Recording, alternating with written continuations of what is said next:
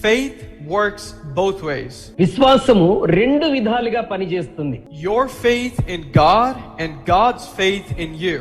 దేవునిలో నీ విశ్వాసం, నీలో దేవుని విశ్వాసం.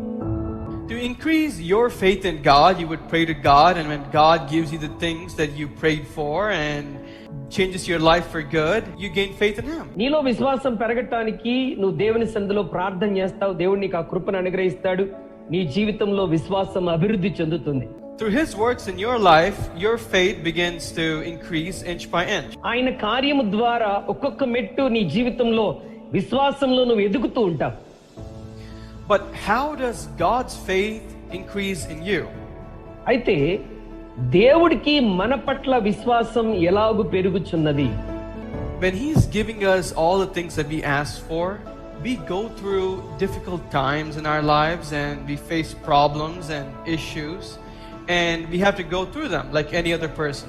మన జీవితంలో మరి ఇతరులు అనేకులు వెళ్ళినట్టుగాని అనేకమైనటువంటి పరిస్థితులు గుండా, సమస్యలు గుండా, సవాళ్ళ గుండా మనం వెళ్ళవలసినటువంటి పరిస్థితులు మనకు వస్తూ ఉంటాయి. This is where your test begins.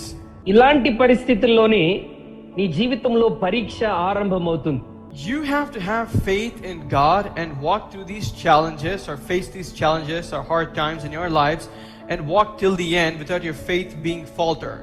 నీవు దేవుని యందలి విశ్వాసం కలిగినటువంటి వాడై ఇలాంటి మరి కష్టతరమైనటువంటి పరిస్థితుల్లో దేవుని సహాయంతో విశ్వాసంలో నువ్వు ఎక్కడా పడిపోకుండా ముందుకు నడవవలసినటువంటి వాడవై ఉన్నావు.